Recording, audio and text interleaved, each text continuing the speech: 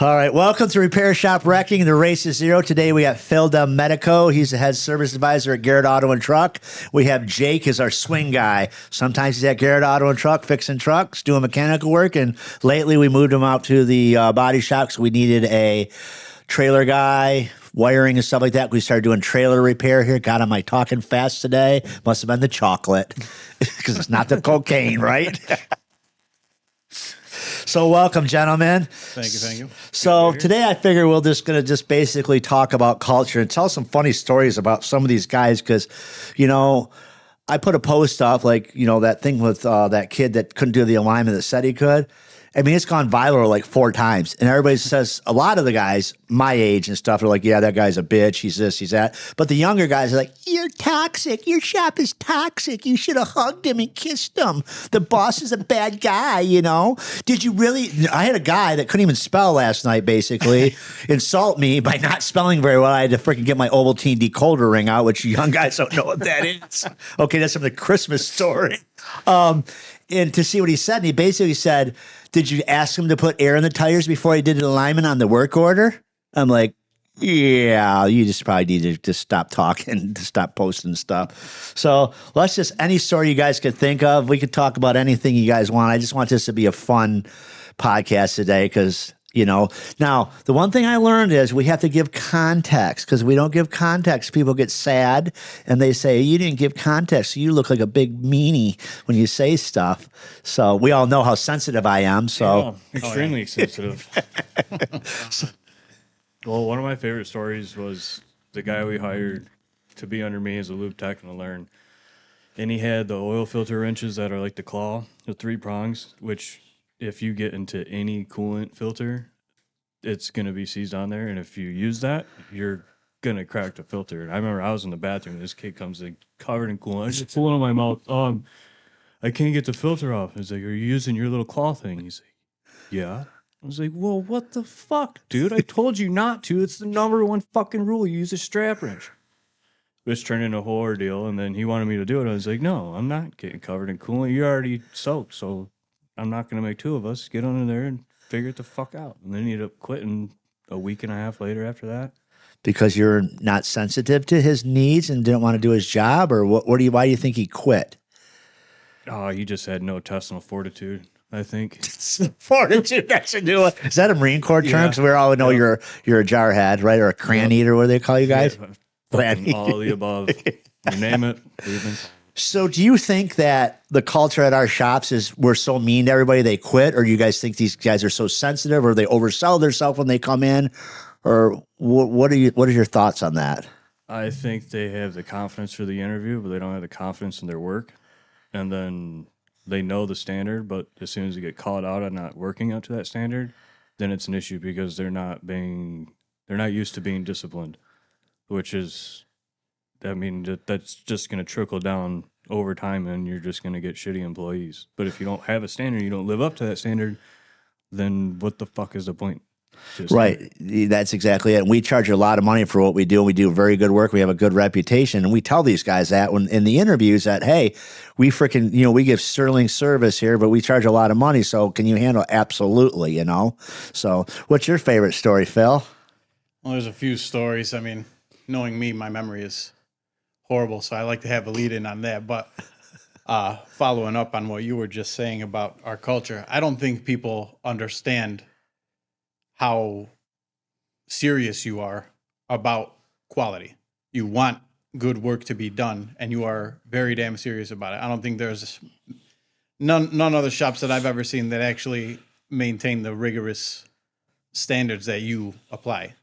And when you say that you hire fast, you fire fast, you ain't freaking lying. What was his name? The guy who was working with me up front. But he lasted from Monday to Thursday. Oh, that guy lied to us. Yeah. They all lied, but he was the Segway service manager. Mm-hmm. Mm-hmm. His name was Scott. That's it. Scott, tell that story. That guy, he was something else, wasn't he? He was an inventory specialist. Inventory specialist, yeah, that's what he was hired to do. And at that time at the shop, it was kind of a transitional time between a lot of the older trucks that we don't see too much anymore and some of the newer ones. So one of the basic things we wanted to do was reorganize the inventory of our filters that we had in stock, and a bunch of other smaller stuff. Get it neat so it's easier to access. And the inventory specialist went in there. He looked at them, I think. I think he looked at the filters a few times and apparently couldn't inventory them specially enough. And I remember the moment he got fired because I had left the office. I think I was checking in a truck, and he had just gotten called into your office. I'm like, huh. I went out across the street, came back, and he was he was completely gone. The car was gone. He was, what was that, 5 minutes? Yeah. So that was a Monday, and he left on a Thursday. Do you remember when he called the auto parts store and made Jeff come in and made Jeff our auto parts rep, try to write up his job, and our auto parts rep's like, dude, you're an inventory specialist. You've been calling me and you don't even know what you're doing. Like, it's not that hard to pull these part numbers off the shelf, write them back up and print the barcodes. Remember that? Yep. And I called him and I just told him, you're not working out. He's like, in my office, I'm like, can I have a reason why I'm not working out? I'm like, because you've been working on like 80 SKUs for 4 days and you were going to be a specialist. So it's not working out. So you need to pack up your stuff and go. So you sit there and you think to yourself, hire fast, fire fast. That's what they taught us at Management Success. I guess when I get into it and I really think, I interview these guys rigorously. I do. I get Jason in the office. We ask him questions. Mm-hmm. I mean, when I was looking for that A-Tech and these guys were coming in and saying they're A-Techs, I was writing wiring diagrams of a horn and asking what would happen if the freaking power wire broke between the switch and the horn. And they couldn't even answer it. A lot of them did. I mean, it was crazy that these... Short to ground. Yeah. Yep. That was when I said the wire is broken. It's just these guys just kill me. It wasn't blowing a fuse. It just was just open. And it's just like these guys sit there and I'm sure somebody's going to say we're just talking about wiring diagram, guys. It's okay. We can read them. AI doesn't do it for us. But it's just like these guys, it's just like they want to make the bucks, but they don't want to do the work, or they want to, like you said, they overqualify themselves. When you talk to them, they answer the questions and stuff like that. Then they get in here with a bunch of men that might tease them a little bit or joke with them. And let's face it, when you get into a shop, we all tease each other at Garrett Auto and Truck. Now, I said, I was talking about Lincoln coming home when he first started, you guys were teasing him. Jason was teasing, you guys were all teasing him, the tampon machine and this and that and the other thing. And Marilyn's like, you need to stop being a little bitch and go back to work and start teasing them back, basically. Everybody's like, yeah, that's right. We had the guy that had one tooth missing in the front, and we put a picture of Timmy the Tooth going, where's my owner? And then the other guys are like, yeah, we ride these people like Seabiscuit, and they quit. And then other guy, toxic environment. You look, and it's like, oh, here we go. He's a mask wearer. It's a toxic environment because you joke. Yeah, he's a mask wearer. It's a blue-collar industry. I mean, we joke with each other. You guys joke with me, like you say shit to me, we think he's gay. He got a Cybertruck. Remember that whole thing? Yeah, nobody's safe at the shop. Yeah, nobody's safe. Even my wife was teasing the guys the other day. I've got a couple good ones from her before. She's like, yeah, look at the little jockey out Oh, shaking short. Thanks. I think I'm the only one who's escaped Maryland's wrath. But we all tease each other. It's like, it's not malicious. I mean, anybody that works together at either shops could call each other and say, come and get me, I'm in a jam, and everybody would come and everybody gets along. I mean, don't you guys agree? Yeah, 100%.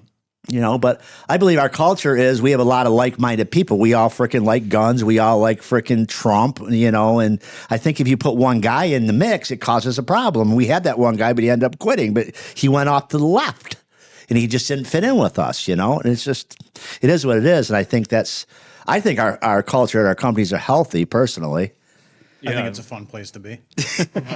It's definitely a lot more entertaining at Garrett's, especially come winter, and between the snowball fights, the brake clean pranks. Phil even gets the snowballs. We'll have two people on either side of the door, and then Jason will be on the other side of the truck, and somebody yells Phil, and he walks out, doo, doo, doo, and then 3 snowballs come fucking flying in. Well, that's when I did my best Matrix impression. Yep. I was like, shit. Yeah, it's kind of interesting, even Lincoln, he's kind of fit right in too. It's he's learning a lot, working up front, and he's like, Dad, these customers are fucking crazy. I go, why do you think I come home? I mean, I don't care. Owning a repair shop is not for the weak of heart. Some of these customers, I mean, I remember when I told Phil, yeah, you're not going to like this, you're not going to like that. He's like looking at me, and he's like, I pretty much believe everything you say now. They're crazy. Yeah, they can be. Sure can. Let's tell a crazy customer. Oh, what about the girl that pulled up? Misrepresent. Yeah. Yep. Well, you kind of put me in a bind on that one, didn't you? Her bus was there for how long? Yeah, no, it was like weeks. And, it was my fault that I didn't know she was allegedly in the hospital for a week, which in her mind is 3 days. Yeah, you don't understand. And I back up. We got to give context here. Yeah. Let me see. Okay, so 3 days is a week. Yeah, 3 days is a week. I think, what was it, 3 or 4 days? Yeah, I've been in the hospital for a week. Yeah, 4 days I've been in there. I'm like, there's 7 days in a week. Like, first off, besides that, yeah, this bus was a piece of junk. Had mold growing in it, remember? Mold growing inside it. Black mold everywhere. And we were like, you know what? We're not going to touch this thing because it's a waste of our time and your money. Like, this bus is shot. It needs everything. It's been sitting for 3 years with the roof hatch open. You're crazy if you want to fix this thing. We didn't say that.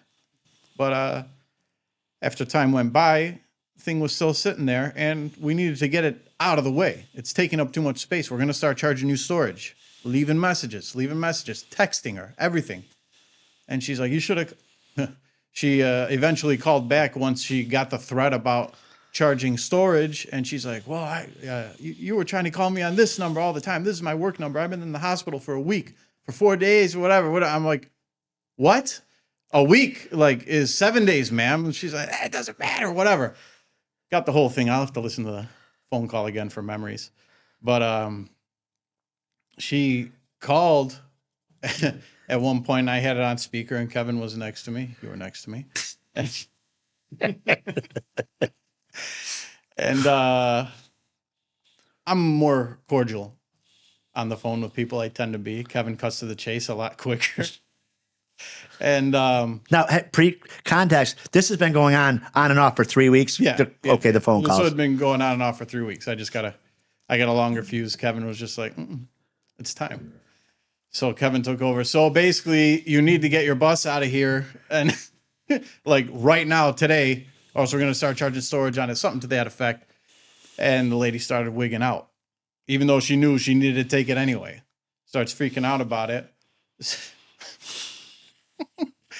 So the conversation ended with, hold on, I'm going to be right there. I'm going to pull up. So she hangs up the phone. I'm like, all right. And then I'm like, okay, we'll see what happens. Because a lot of people say things and don't do anything. All of a sudden I see Kevin leaving. I'm like, uh-oh, where is he going? Everyone starts going to lunch. All of a sudden, 7 minutes later, I saw this red Ford Escape pull up. I'm like, not our usual clientele. And there she was. She pulled up, and she was a little upset. Immediately comes in the office. Where's Kevin? I want to talk to Kevin. I'm like, Kevin's gone. How can I help you? Starts freaking out on me. Then to the point where Jason was upstairs having lunch. Jason comes down, and He's wearing my shirt. Yeah, he was wearing a Kevin shirt, so he had Kevin's name tag on it, so she thought he was Kevin, and starts freaking out on. It's cracking me up. She's like, are you Kevin? No, I'm Jason, actually. She's like, why you out here misrepresenting yourself? Stuff like that. Anyway, it started getting a little out of hand. Had to call the police. Wait, you got the best part. When the cop's like, oh, give us a description. Oh, God, yeah. So Jason's calling the police. We're at the desk. We're like this. I'm here. Jason's here. Jason's calling the police. And obviously we can't hear what the police are saying. But we know because he's like, oh, she's black. She's on the phone. She had 2 phones going. Oh, that's when her husband's like, I'll come up there and burn that motherfucker down. Yeah. She was on the phone with her husband on one phone. with her cousin or something who was a lawyer on the other phone, and nothing ended up happening. Who would have thought? But yeah, there was a lot of accusations of racism happening because, like, oh, they're calling me black, or not calling me black, but now they're trying to get me because I'm black. And it's like, I'm trying to get you because you're not supposed to be here, or at least you're supposed to be taking your bus the hell out of here. Yeah, and instead she of told wasting our me time. on the phone, which got me going, pissed me off to no end, is she said, "You don't understand. I'm a customer." I said, "You're not a customer because I didn't give you. You never gave me any money, and you're sitting here with all these demands, telling me what I'm going to do, and all I'm telling you is get your fucking bus out of here. I'm not charging you nothing. And when your mechanic says your bus is not worth fixing, it's a piece of shit." Then you're like, "You don't understand. That bus is worth $25 or $25,000. I said, "It's worth $25 lady. That's why we don't want to take your money." And that went downhill from there. But yeah, we go through that shit. That was fun. Fortunately, that's a rare occurrence. I love a smooth day, but sometimes days are not smooth. And what are you going to do? You know what? We really don't have a lot of problem customers like we used to since we were able to send pictures and you know people the digital DVIs and the approvals and the declines. We don't really have them fights anymore. Yeah, it's very, very few and far between. Thank God. But Yeah, it's oops. Sorry, I just moved the camera. Jason, is that all right? Oh, yours actually good. it's even better. Look at that. It didn't really move. Yeah, so that's the kind of crazy shit we have to deal with, you know, having a repair shop, you know. And I like the fleet maintenance business because you're dealing with one guy with 25 vehicles, so you don't have 25 different personalities and 25 different vehicles. Yeah, buck stops here. Yeah, we've had, you know, over the years, we've had a lot of problems with, you know, the individuals a lot of the time, you know. It's only getting worse nowadays because these cars come in and they need so much money and work, and you just like write them up, and you got to be the Grim Reaper over there with your freaking sickle. Yeah, you know, I like a lot of times I feel bad because people are not expecting what's coming, and it's like, what can you do? I mean, the nature of these repairs, the nature of the problems with these trucks and vans and whatever is just, they don't realize it. They're 20, 30 years behind in their mindset. They think they can take a diesel truck and just idle it all day, and it's completely not the case anymore at all. You're going to cost yourself, you know, 15, 20 grand if you plug up your exhaust. Yeah. Yeah. Or they don't understand when they blow a turbo and it runs the freaking oil through the exhaust on these 6.7s. You're just like, yeah, your shit just got really bad, you know. It's just like crazy stuff, you know, and it's only gotten worse. You're right with the trucks and stuff like that, you know. Let's talk about service advising, Phil, and you know how we charge with diagnostic fees and stuff like that. You know, people always that's one of the topics that we seem to have on social media is everybody talks about, you know, how do you do your diagnostic fees, you know, and I've explained it over and over again. So I'd like to hear it out of your mouth now for the listeners. Well, for the listeners. Yeah. So when we check people in, we've got a little piece of paper they fill out. They list their issues. And we've got a sign on the desk that says each problem is 1 hour diagnostic time. Why is that? Because we don't work for free. Our service. Pause for a second. Dang it. You're From the off top, your boys. You sounded really good too. No, yeah. We'll keep the part where you're said for the listeners. That's good.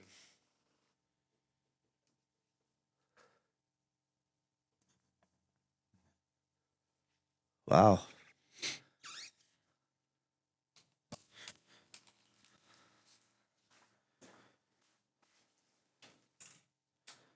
Damn, there's a software update for my truck. Back in the day, I would wait for my iPhone updates. Now it's fucking your Cybertruck. Times sure have changed, haven't they? Yeah.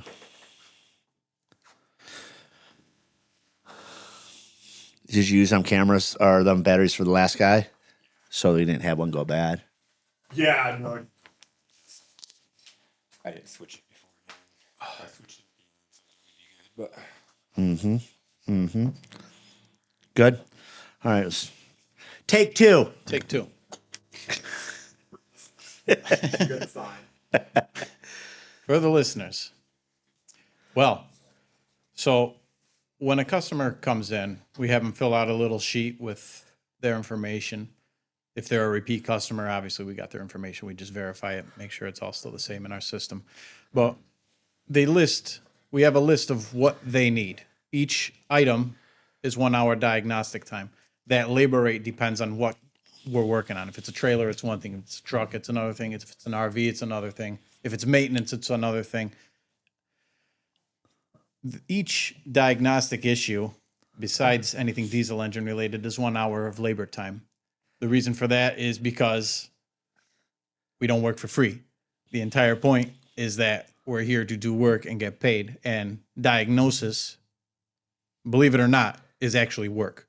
People don't seem to understand that. A lot of people don't grasp that. They think you can just like look at it. They think the scanner is a magical tool that figures out everything like right now, immediately. But that is not the case. And sometimes people understand. Sometimes you got to explain to them, like, just plugging it in to see the code that a check engine light throws is not going to tell us how to fix it necessarily. It's going to tell us the general vicinity of where to look or how to test it, where to begin testing procedures, which we then need to do in order to figure out how to fix your truck, so to speak, for, as an example. A lot of people don't like that. They don't even get past the phone call. I'll explain to them on the phone. They're like, oh, it costs that much? It's like, yeah, 1 hour. It costs that much for 1 hour of labor. Meanwhile, in the back of my head, it's like, would you have been able to afford to fix it to begin with? Is this a phone call you should be making? in which case, most of the time is no. And I say, okay, bye, hang up, and that's it. But I think most of the customers, once they see the quality of our work and the fact that, like you were saying earlier, that we can take pictures, we can share videos with them, we can tell them exactly what we're talking about, and we can show it to them right on their phone, right on their computer, they get past the jitters of paying for a diagnosis when they realize that they're also going to pay to get it fixed, and they can get it fixed right. Yeah, because one of the reasons I wanted to ask you that, because a lot of people seem to really hate flat rate. Flat rate's a scam. It's a way for me to fill up my pockets and stuff like that. And I always say the same thing, that we always make sure that our guys are taken care of. Yeah. And we always make sure. So then we have guys on there. I had a guy on there going, yeah, well, I can't make no money if a vehicle has been at a shop, 2 other shops, and they can't fix it. And I get this I'm the ace in my shop. So the truck or car comes to me, and I spend 2 days figuring out, and I lose my ass and I get paid for an hour. And I say, well, that seems to be a leadership problem or a service advisor problem or a procedure problem. Because at our shop, we would say, okay, this car's been at somewhere. Actually, you know what? I'm going to let you take it, Phil, because we call people back all the time to add on, right? Yeah. So let's go ahead. So Mr. Smith brings his car and it's been at 2 other shops and he spent all his money and he wants us to fix it. How does that go? Yeah, well, it goes great. It doesn't happen most of the time. Or Mr. Smith will bring it in and be astounded when we actually figure out the problem. And it goes one of 2 ways. Either the problem is way too expensive for him to repair, or he's extremely grateful and we end up going to repair it. But a lot of the times when it's been to 2 other shops, those 2 other shops have touched it, which means great. Now we've got 2 other shops worth of problems to fix on top of what was originally wrong with it. Right. We would call an add-on. My point was like, okay, we're ready for an hour diagnostic charge. And we get past that hour and we're like, okay, this is what we found, but we need 4 more hours. Mm-hmm. You call them back and get 4 more hours for the tech. 9 times out of 10, they buy it. If they don't, we say, okay, have a nice day. I can remember one that sticks really close in my head. I was up at the front desk and Sarah was still there, and a guy brought it in. He's like, I've had my motorhome at 5 different shops. Nobody can fix it. It has a rough idle. It just has no power. And I'm like, when did this start? He's like, I can't remember, and all this stuff. And he's like, I have thousands of dollars of fixing this thing, and I don't know what to do. And I went out there, and I'm an old guy. Now, I guess yeah. And I pull the doghouse off and I run the firing order. Sure as shit, they had 2 foot plug wires fucking mixed up in the firing order. I fixed the firing order in like 10 minutes. I called the guy and said, yo, you paid for an hour. I'm only going to charge you half an hour. Your motorhome is fixed. He could not fucking believe. He didn't believe me. He came up there and he's like, there's no way you fixed this. I just dropped this thing off an hour and a half ago. I'm like, well, I was bored. I went out there and I seen it was running bored. So I looked at it and I fixed your firing order. Let's go for a drive. He's just like, holy shit. And he actually gave me a $200 tip. Gave me money for lunch for the guys and paid us half an hour as happy as can be. I was like, wow. And I told the guys, yeah, I walk around like Billy Badass. Yo, any more drivability work you bitches need me to do for you? You know, but I remember that one. And there's been several of the older vehicles that come in because that's from my era that I've worked on. But it's kind of funny. These jobs come in and they're an absolute freaking disaster from the other shops. Yep. What about the guy that basically did not want us to do his Triton's exhaust manifolds because we were too expensive to drill all the broken studs out of them. So he took it across the street to the guy across the street. Won't mention any names, Mr. Muffler. And the guy did his exhaust manifolds and did his heads too, to the point where they're so fucking crooked they looked like methany. The methane. The studs are going every this way, and he brought it back over. They're leaking. We're like, yeah, now you need cylinder heads. You remember that? Surprise. Surprise. Yeah. He did a shit job. You know, so we run into a lot of that stuff. You know, Jake, what else you got? We got some stories. I know I always like to hear a Jake story. It's always the people that have somebody that can do it cheaper, and it always lands back to us. Yeah. Or a customer will want, like the guy we rebuilt that enclosed trailer door, those all bent and jacked up. He's like, yep, I want the whole trailer inspected. Wrote it for brakes, bearings, lights, repairing a couple panels. And he's like, nah, just fix the door. It's like, but everything else is fucked up and you're worried about this. Like, you're not going to stop, sir. Nah, just fix the door. I'll deal with this next year. Like, okay, dude, whatever. It's fine. It's your trailer, not mine. But I'm just letting you know, your brakes aren't going to break, buddy. Your brakes are like, broken, yep, sir. it's okay. No big deal. Ah. And off he went. But it's like the lift gate that we just got here. That was definitely I got a guy that'll do a cheaper job. He put fucking 1/4-inch thick plate steel and made the tailgate like 800 pounds heavier. He's like, I'd unfold that by myself. It's like, I used a high-low. Fuck, dude. Yeah. Okay, so let me go ahead and give some context to that. You take me out there and show it. I'm like, holy fuck. That's like a 1/4-inch plate on top of the 3/16 plate, and it's a dual platform. So you have to, it's a tuck under on a zoo. So as you fold it, you have to unfold it again. So it unfolds twice. Well, that thing, usually the way it's balanced, if you put it on the ground, you can just basically hit it with your finger and the springs take over. Yeah. Then you just be careful and do the second one. Or sometimes if there's enough tension on the springs, as it's going down, it'll unfold on its own. And then this one, when Jim showed me in the parking lot, he went to go move it. I was like, it ain't that fucking heavy. And then next thing you know, me and Pat have tie downs. I need a fucking corner. I said, fuck this, grab the high-low and ripped it down. I still had to use a high-low to put it back up. It's like, no, I'm not breaking my back for this fucking thing. So I call the customer after you showed me that. I'm like, holy fuck. I go, hey, what's going on? He's like, nothing much. I'm like, hey, can you tell me the story with this liftgate? Well, what do you mean? I said, well, do you like carry a whole football team with you to unfold your truck? He started laughing. He's like, no, I do it by myself, but my back is really getting sore. I'm like, holy fuck, we had to use our forklift to undo it. Yeah, he's like, what do we need to do? I said, we have to cut the freaking 1/4-inch plate steel off it because I'm thinking the thing's 4 times heavier than it should be. So he actually bought it. So I said, we'll cut it all off, put the 3/16 on there, and it'll be balanced with the springs are still fine and everything. Right. But that guy was, he said, he had a guy do that a couple years ago. And he's like, yeah, I had a guy do it. He said he would do it dirt cheap. I'm like, yeah. You definitely paid for dirt cheap. Yeah. Sure. Do you see his welding? Oh my God. He looks like toothpaste freaking around it. We get that all the time with these guys. Hey, can you fix this? Absolutely, we can fix this. But do you want to pay the money for us to fix it? Because they're used to the cheaper guy. Right. And, like I always tell people, it's really expensive to be cheap. Yeah. Have we not learned that at the shop? Oh my God. Yeah. Well, I mean, in the body world too. Oh my God. Sorry, listeners. Yeah. I worked at my family's body shop for 10 years back in Illinois.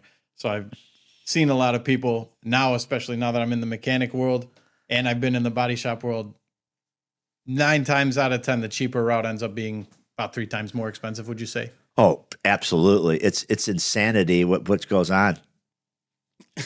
I'm ready for my close-up, Mr. Cal. It's crazy. And I absolutely like, I have both businesses, and like I spent my whole day today dicking around with the insurance company, how they just don't understand. I got in an argument with an adjuster today, for starters, because I call them like, huh? No way. Yeah, right. They actually act like it's their fucking money. Like you're literally going in their little fucking daughter's piggy bank in her room and smashing her piggy bank and going to take your money. Okay. All you want to do is get basically paid for what you do, what you're doing.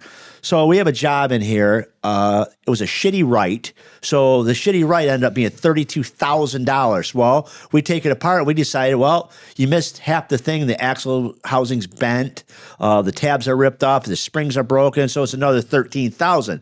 So we take all the pictures. We circle everything. We send them to them. We don't hear nothing.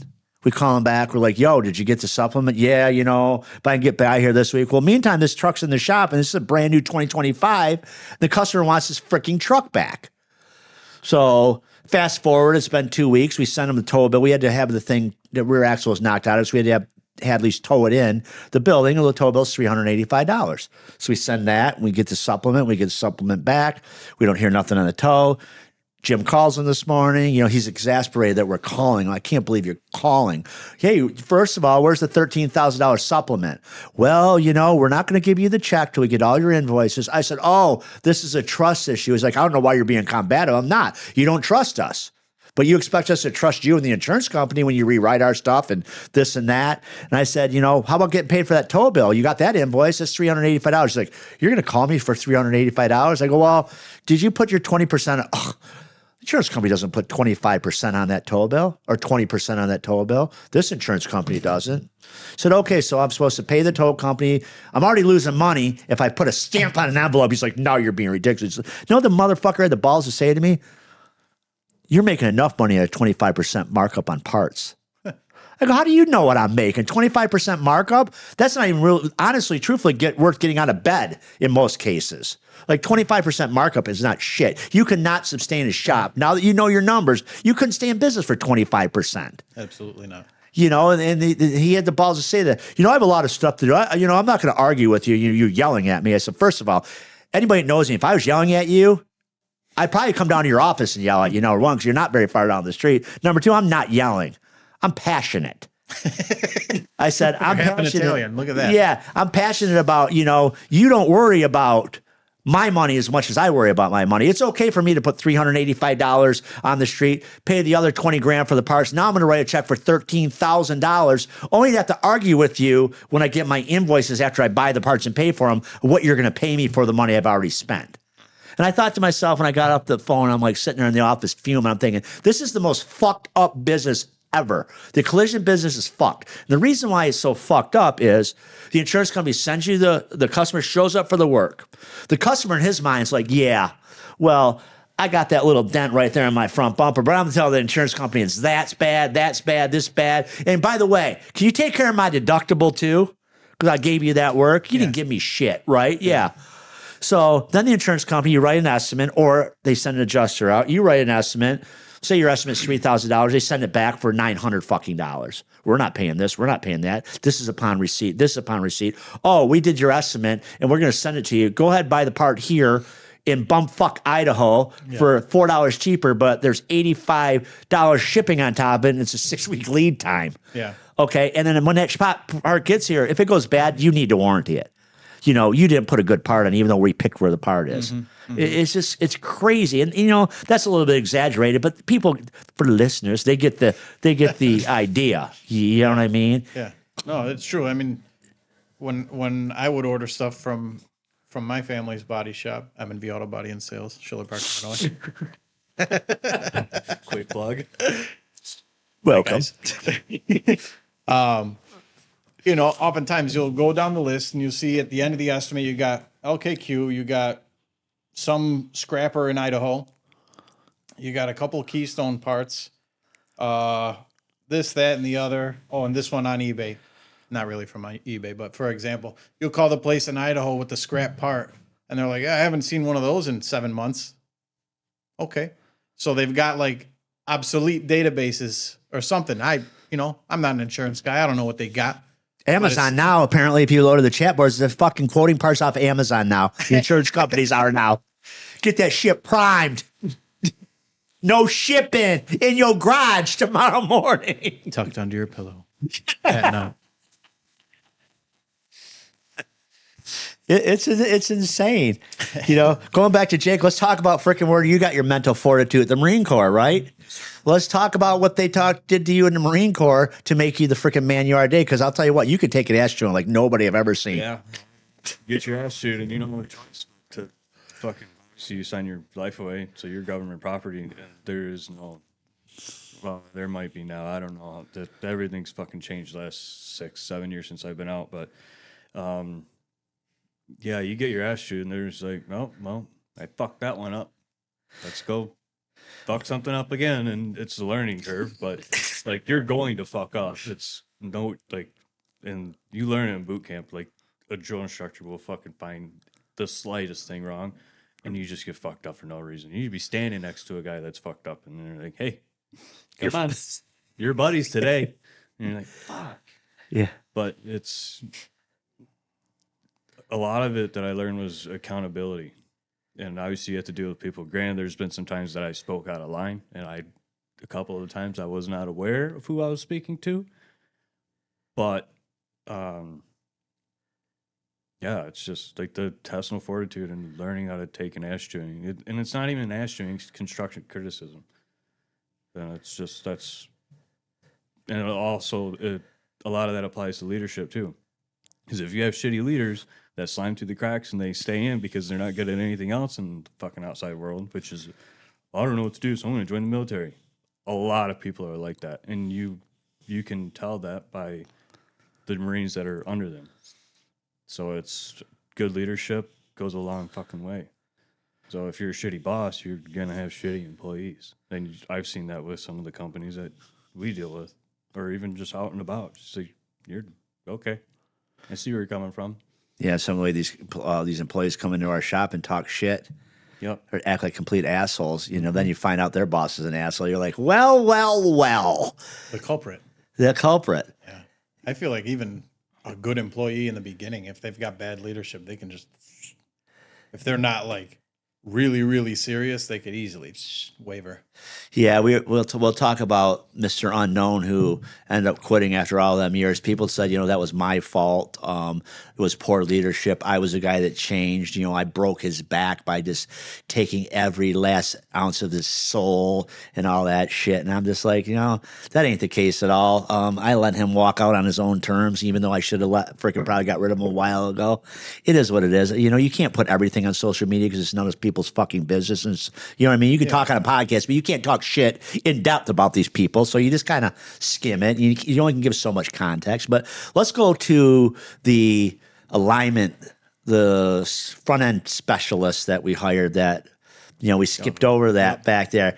So do you guys remember that whole scenario? Did he quit to you when he quit that morning? Who did he quit to?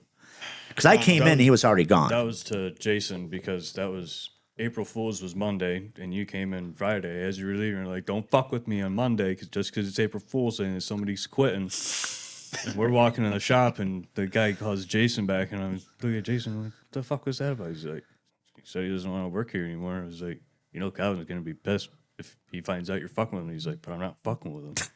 I was like, we're literally doing exactly what Kevin said not fucking do. But the thing with it, I never had no chance. I never planned on firing him. Right. I was fucking putting time into him. You remember that whole thing? We all have conversations with these people. Throwing me off here, sending me money right in the middle of a podcast. I'm like, whoa. Yeah, ding. I'm like, oh. But, you know, I never had no plans on firing because we were having a hard time finding people, and we hired him and the other disaster that was up front for a while. Yeah, the guy who could, that one. That one. I'm thinking of the other tech who said he could drive stick, but not the truck. Oh, yeah, go ahead and tell. Well, actually, let's go back to the front end specialist. Do you guys think, and be completely honest on this podcast, we all know I'm a very direct guy, right? Some people can't handle that in today's world. All you guys seem to. But do you guys really think that I was unfair going out there and fixing that steering wheel and telling them, like, You guys know the story, so I don't need to go into the story for the 85th fucking time online. But do you guys really think I treated that guy bad by fixing that truck and doing that? No, that was that Dodge, right? Yeah, it was The from Dodge. Farmington Hills Collision. Yes. Yeah. It was a Dodge. No. And as far as I could tell, you weren't even jumping on him. You weren't even like trying to be mean to him. You were being direct. You were being firm with him. But like, I don't know, dude was an emotional wreck or something. I didn't get to know him well enough to get it. He seemed like a nice guy, but he just burned out right away. Yeah. He was. What is your take on the whole thing? He can't handle constructive criticism. And because prior to that whole incident, he was trying to scan, I think it was a 6.0, and he had his own snap-on scanner or whatnot, and he's like, I can't get the codes to pull up on this. And Jason comes over there and looks at him, he's like, is this a 93 F350 with a 7.3 liter in it? He's like, no, it's a 2004 with a 6.0 or whatever the fuck it was. And he's like, well, why does it say fucking 1997? He's like, oh, I fucked that one up. And Jason's like, well, no shit. And then he goes on his way. He's in a shitty fucking mood. And then the alignment thing. And it was just, I don't understand some of this shit. But I'm not around it. You know, all my friends are just like us. That's why I would like to continue to work here, because it's like we're one big bucked up family in a way. But We're not planning on getting rid of you, Jake. We like you. it's comforting. I bought you a fucking house to live in for a while, for Christ's sake. That was pretty nice. Yeah. But yeah, it's just like we get these young guys in here and they just don't get it. Like, okay, that one guy that called me over and over after I interviewed him, I'm like, I just don't know if I want to hire this guy. And he called me every other fucking day for the job. Did you make a decision yet, sir? Did you make a decision yet? He was the guy that worked at O'Reilly's and all that stuff. And he's the guy that was supposedly going to drive the stick. So let's tell that story, Phil. Well, turns out he could drive stick if the transmission was synchro mesh. He could not drive a truck for whatever reason. Apparently, he didn't think to ask that when he interviewed at the truck shop. Like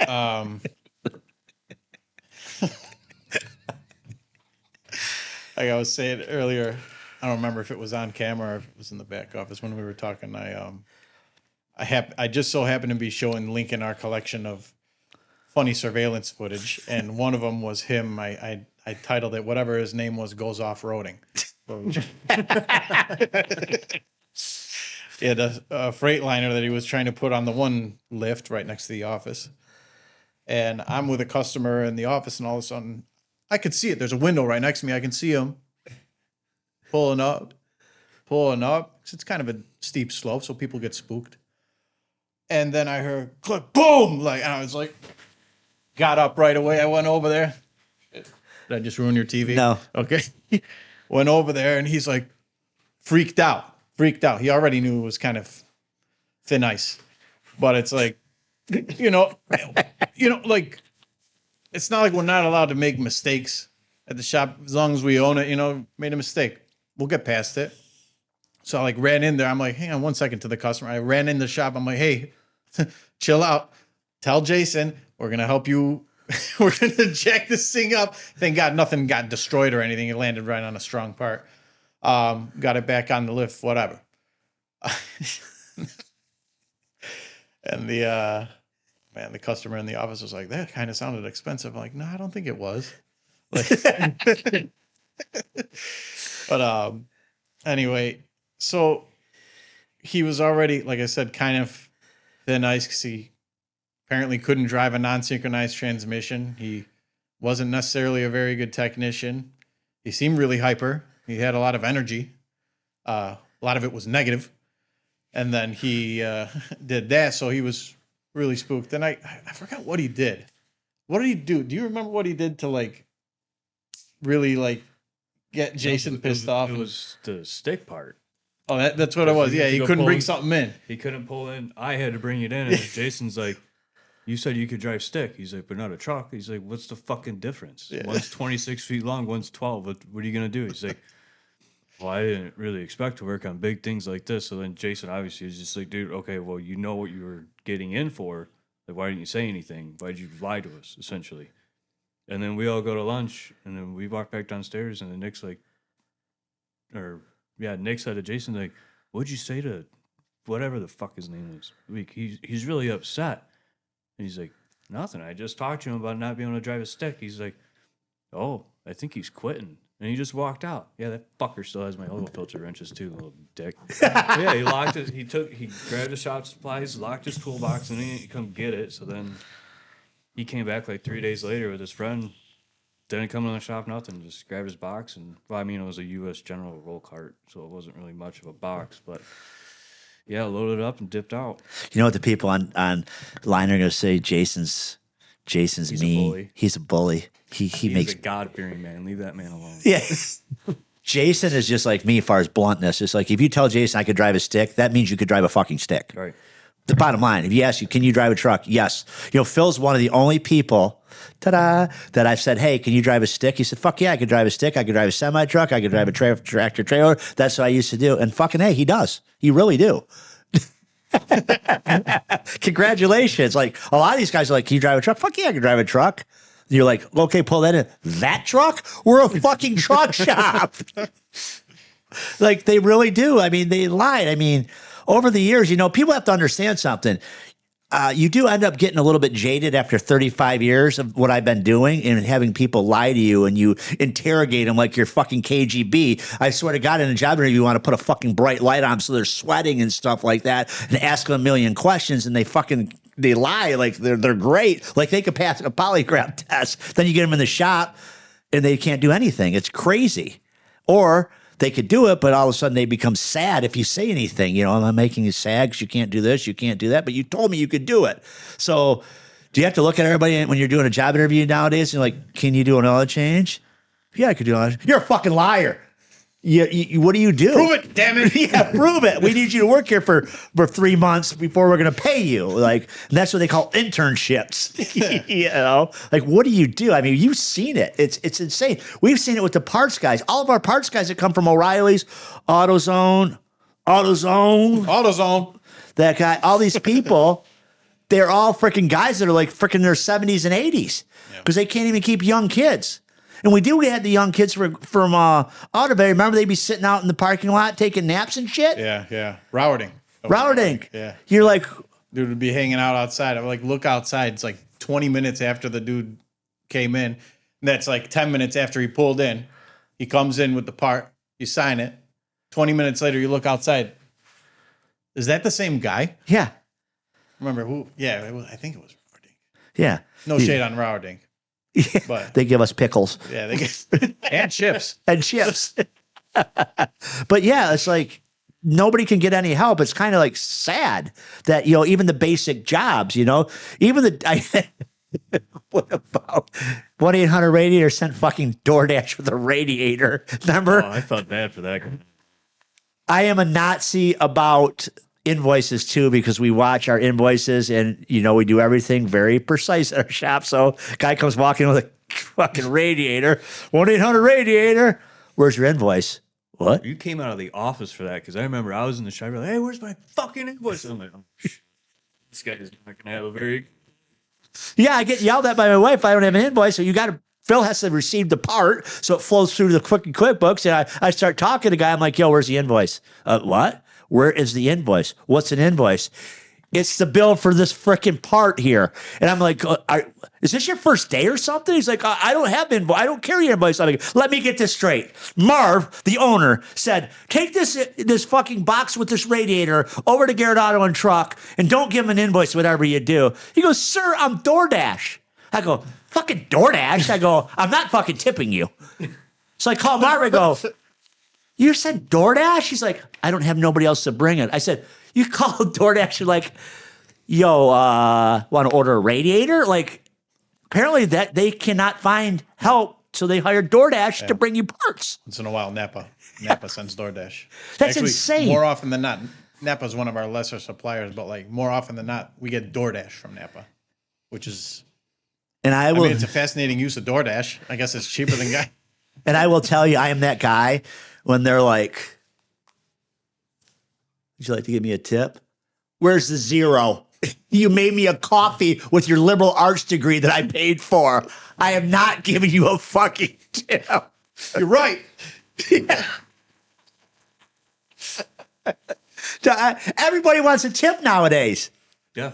It's crazy. We should start charging tips or We asking for tips. We should. We should put a tip jar. We'll put it next to the fuck jar. Yeah, we got a little bunch of little fucks. Would you like a fuck? We don't give a fuck. I got some. I don't. What is it? No fucks given or don't give a fuck jar. None left to give. Yeah. None left to give, and we're running out. It was full. Every few weeks, it's a little bit lower. Yeah, customers is oh, that's really unprofessional. You have at your shop. We have to keep refilling it because people are like, "Can I have a fuck?" We're like, "Absolutely, we got fucks to give." We had that. What did we caught the mail lady that one time on the Checking 'em. surveillance camera? Yeah, she opened up our jar. No one was downstairs. We were all on lunch. Took pens too. Yeah, They had to come back from the took pens. a couple pens. Yeah, she took a couple pens. She took a couple fucks, and it was funny. It's so true though. Customers are like, "That's pretty unprofessional. You have a jar, no fucks given," is what it says. And customers are like, "Can I have a fuck?" A change. I was gonna wear all black. So I asked Jake. I go, "Did you wear your suit? You got your suit to put on?" I just grabbed my hat and a nice hoodie to cover up all the gray hair. Yeah. I need Oh, that my alignment. God. It's a Dodge. Fuck you, Phil. No, and I didn't mean yours. That's hilarious. No, it's just like if you can't laugh at work, like some of these people are so serious. Let's talk about our screw ups because that's always fun shit when these customers call you back and you're like, I was talking about the boat fenders. Yeah, I've never done a boat trailer in my life. You fucking boards. I was like, I don't know what the fuck you're talking about.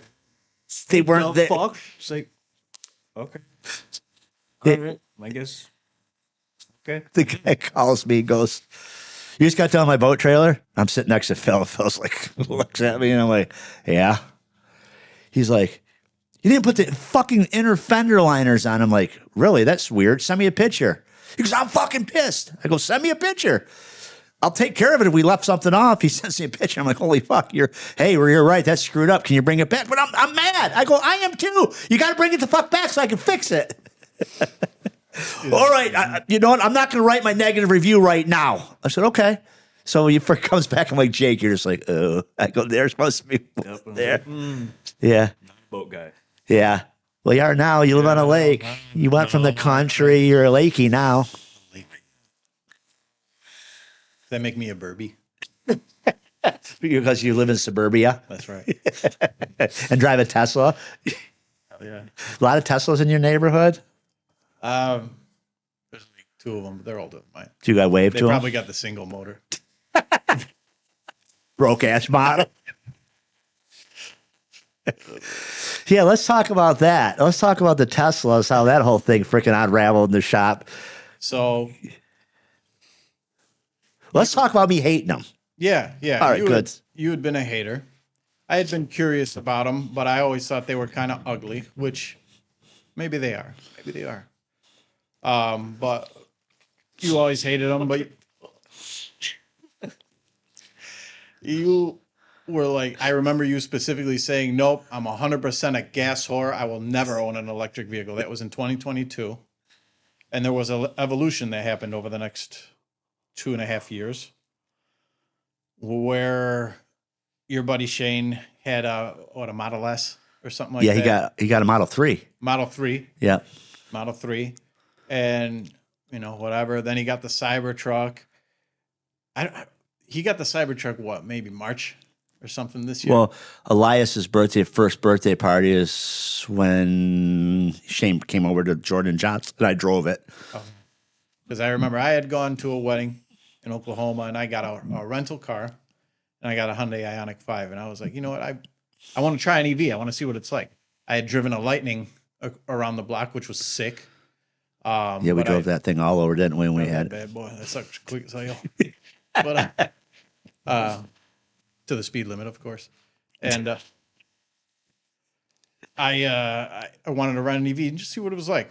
I got the Hyundai Ioniq 5, and I was like, "This is sick! Like it's so quiet, so spacious inside. Give me money, Hyundai."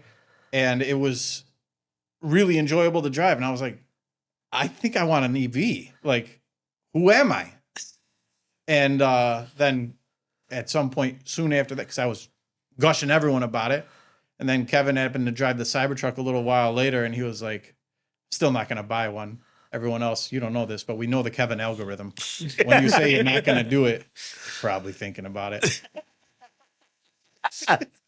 So then, of course, check this out. You know, you ordered the Cybertruck, and I'm sitting up north that one night, send Marilyn a text. I think I want to get a Cybertruck. She's like, I dare you. Remember? I was right there. Yeah, no, I remember you telling us about it. But yeah, no, it was cool. And then the Cybertruck showed up and took us for rides in it and stuff like that. Showed us the full self-driving. We're like, hot damn, like this thing is sick. And it's just big and comfortable and quiet and like, how do I describe it? It's not handsome. No, it's fucking ugly as Yeah, shit. it's like very avant-garde, so to speak. It looks like if I was 6 years old, I would have drawn it. But I mean that in like the best way possible, because then someone actually built it. Anyway. Then I don't know, it couldn't have been much. A couple months later, there was like protests against Elon Musk going, and I was like, I think I want to check one out. So I went with my what was I in? I was in the Crosstrek. I had a Subaru Crosstrek, 6-speed manual. I can drive it. And I had to part the sea of protesters, and people were Go like, into the Tesla deal. yeah, I'm like, what world is this where like people are protesting against this guy now? Like, I thought he was the good guy before. Whatever. Anyway, I don't care. People were yelling at me with the bullhorn, enjoy your swastika. I'm like, I will. Like, you know? So I took the Tesla for a drive. I'm like, yep, I'm going to get one. Didn't buy one right away. But then, like, the stars aligned. The stars and stripes aligned. It was the 4th of July. And Tesla announced red, white, and blue are on sale. So red was like a $2,000 option. I wanted that. And I was sick. And then they're like, also, teachers get $1,000 off. My wife's a teacher. I can put her name on it, too. So I got, like, a bunch of cool stuff. I paid the same for my new Tesla that I paid for my used Outback, my wife's car. So I was like, hell yeah, I bought it. Right. I sold my Crosstrek to my completely unmodified Crosstrek to what's it called? Carvana. Carvana, yep. And then I got my Model 3 the next day. And that's how I became a fascist. In simpler terms. Yeah. So let's talk about battery anxiety is a real thing for the first few days. Yeah. First hour or two. No, you're kind of looking at, because you can switch between percentage and the miles, and I'm like watching it intently. I've got it in chill mode, and I'm like accelerating, like, really lackadaisically, to the point where I like forgot. I was like, wait, this sucker's pretty quick. And after a few days, I got used to it. It's like, so I just plug the thing in at home. I plug it into a 110 outlet. It's enough for my normal commute. And it charges enough, and I'm good. Like, you just wake up in the morning and your car is charged, or charged well enough for you. If not, I plug it into the bigger outlet.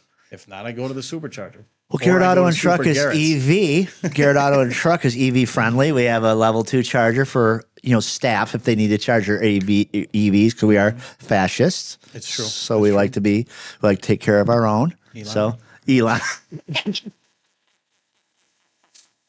Yeah, that's now Lincoln's got one. I will tell you what, you want to talk about a guy that whores out a percentage?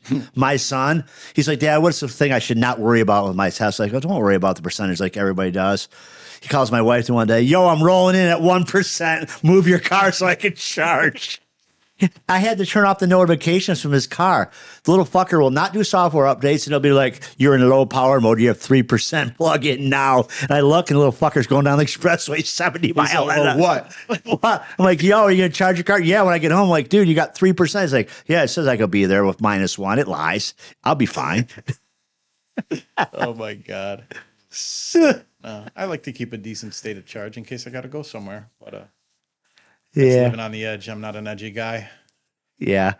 Yeah. So let's talk about another funny Jake story. What do you got for us, Jake? One of the people at the shop. Let's talk about one of the funny ones. Don? Ah. Well, there's the one when Jason lit me on fire when I was welding. Insurance company will love that one. Yep. It was a contained arson. We're Professionals. daredevils. We're qualified to do things like that. No, I think the best one was we had a large snowball fight in the shop, and Jason ran up to me. He's from me to you away, so like 3.5 feet. He winds up, throws, and fucking completely misses. So then we're all laughing and we run around out back. And I knew he was gonna sneak around the other side of the shop, so I was walking through the parking lot.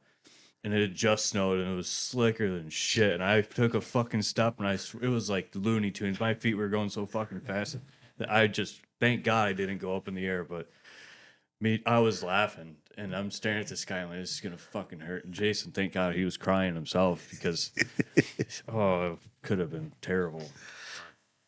Yeah. At the end of the day, though, we have a lot of good times at the shop, and yeah, it's serious and stuff like that. We have standards and all that, but God, we have fun. Let's talk about your guys' lunch habits. Then we're gonna go ahead and frickin' wrap this up. Well, lunch habits for me have changed drastically. Yeah, you're with Compared the to poor Garrett. folk out the collision shop. 11 o'clock every day, which it's different here after lunch because like the last half of the day seems to just fly by. But at Garrett's, after like 1 o'clock, it's like time moves 3 times slower. So being at Garrett's, like with Phil, taking lunch at 3 and you can just relax before you go home. So you like kind of decompress before you either go home to continue working or deal with family. But it's, I do miss lunch at Garrett's. You guys eat like $125 lunches. But you got 4 or 5 people buying, so you buy it once. If you got to buy lunch for yourself every day of the week, you're spending just as much money on shitty food. Maybe. Ran the numbers last month. I think I spent $500 last month on lunch. I was like, I need to eat sandwiches more often. Get you a cup of noodles. Yeah. Freaking Lincoln's putting on weight. I'm trying to lose some. We're out here racking up $90 bills at Taco Bell, like on happy hour. That's $2 for a drink. No, $1. I think it's $1 for a drink at happy hour. But yeah, it's gotten out of hand. We're too thick. Even Lincoln the other day is like, will you buy some salads? He's been trying to discipline himself. He was like, what do you want for lunch? I'm like, I already brought something. He's like, fuck. I think I got to get a salad. Like, Nobody calls, he comes out, he's like, look at this Garrett gut. I go, what'd you have today? He's like, I had a slab of ribs and some freaking French fry from Famous Dave's. straight up. You're like, when you're in, so, once in a while when you come in, you're like, man, want some Bad breads? Bad breads. You know what I want? All right, I'll get the nachos. Best nachos in the world. my wife said that to me the other day. She's like, where the fuck do you go and spend like $140 on your American Express for lunch? I go, everywhere. I go, it just depends on what everybody wants that day. Some days it's Olive Garden. And you guys are like snobs too. You're like, this minestrone's not warm or super Toscana. Then you get all bitchy when they don't give you enough of the mince. Yeah, these guys freaking, it's crazy though. It's like literally, and the funny thing is like poor little Jody, he has to freaking, the new guy, he's like, man, you guys eat like fucking bosses. Poor guy's living on a budget. You're like, yo, it's your turn. You guys always wait till the end. He always has to do it on Friday. I like when Lincoln pulls up and is like, hey, what are you hungry for? Or we're getting, what's it called? The chicken place. Birds. We're getting birds. What do you want? I'm like, all right, I'll get the chicken sandwich, the spicy one. All right. You paying for it? I'm like, I didn't suggest it. Yeah, every day I talk to Lincoln, he's like, I come to the shop and like, what's for lunch? He's like, birds. I'm like, no, we're not having birds. Then you guys eat that baby diaper shit from the Indian place. That's once in a while. Yeah, it's a delicacy. But It's none, really good. You just got to give it a chance. you too, the one day you're eating, and I'm like, that looks like you just Butter scraped. chicken curry, shit's good. It smells. Oh yeah, It smells good. I mean, you smell like the restaurant, but just make sure you take a shower. Pour it all out before you go home. Well, this was fun, even though we didn't talk about anything serious. We'll have to talk about some serious stuff. Have you guys back again. Phil, you're fucking hilarious. Thank you for joining the Garrett's Comedy Hour. Yeah, exactly. So, anything you want to say? Any funny stories before you wrap it up? This is so fucking funny. Talk about how much you changed since when you first started with the bums. You know, yeah, that was a baptism by fire. I like to think that I'm kind of constant as a northern star. Whatever it is, I probably forgot. But the first week working at Garrett's. It was your second No, day. it was the second week. No, It was the second it day. was the second day. Okay, the first week, I made a great impression by getting sick. And I Your had to first miss day, a right? It was like the second or third day. Yeah, I'm like, this fuck guy's already calling in. Yeah. He's never gonna make it. Because I was sick from the beginning because I had given my 2 weeks notice from my previous job, shifting gears. And I happened to get sick at the end of it, and it was probably COVID or something. But anyway, I had to call in sick. Anyway, the first week, one of our customers, old folks home, not gonna name names, but we had a bus. One of them that was outside. Our facility is, the building itself is big, but the lot is small. So we got to crab them wherever we can. And I went out. What did I do? I was just walking the line of vehicles to get acquainted with what we're working on here. And I saw inside this bus, I'm like, there's someone in there. He's sleeping. Like it was a homeless guy in there. He had his backpack there. There was cigarettes all over the floor, whatever. So I went inside. I went and talked to Jason. I'm like, hey, there's someone sleeping in this bus. And he's like, no way. I'm like, yeah. He's like, all right. Grabs the revolver from under the thing. I've got my pistol on me. We go outside, and Jason's like, "Bo, bo, bo, bo, get the fuck out of the bus," And the guy's like, he's all groggy. I don't know if he was on drugs or what, but he got the hell out and left his backpack in the bus. He had a bag of poop. He had cigarettes all over the place. And the guy came back trying to get his backpack. Meanwhile, we had already raided it. We're like, who is this guy? 4 different IDs in there, a couple different credit cards, some medication for whatever condition he had, was diabetic. And we wouldn't let him take his backpack. We called the police. It was like he, trespassed in this bus and he made a mess. Police wouldn't really do much. They ended up making him go and what did they do? They swept out the bus. Yeah, the fucking police literally said, up. does he really know that he's trespassing? Remember that? Yeah. I'm sure he thought he owned the bus. Maybe he was mistaken. He slept in the wrong one. But yeah, the cops made him sweep him out. They'd kind of give him a little slap on the wrist and let him go. But it was just that was a interesting first week. Never had to point a gun at someone before. You don't know what these guys got, Right, for sure. So that was Yeah, I remember the first time waiting for Phil at a job for this job interview. I'm sitting there watching Sopranos. Phil's like, I was nervous, and I walk in, you hear Tony Soprano on your phone. You're like, he's watching The Sopranos. yeah, that was cool. I don't know about your interview. Mine was fun. We just hung out. We chit chatted. He bought me dinner. No, We were just out of my house, and he's just like, "You want a job?" I was like, "I'll let you know Sunday." I called him Saturday night. I was like, "Dude, I gotta get the fuck out of here. When can I start?" June 1st, 7:00. Don't be late. Got it. Then I'm like, hey, you want to give your wife a job? You're like, no. Well, you offered it, and my facial expression should have been like, I'll get back to you on that. But you're like, nope, yep, come on down. It's like, okay. Yeah. About to find out. Oh, well, live and learn. Like you said, hire fast, fire fast. Right. All right, guys, thanks for coming on. Repair Shop Reckoning will be out in a couple weeks, right? Or all right, if you're next seeing week. this, it's out.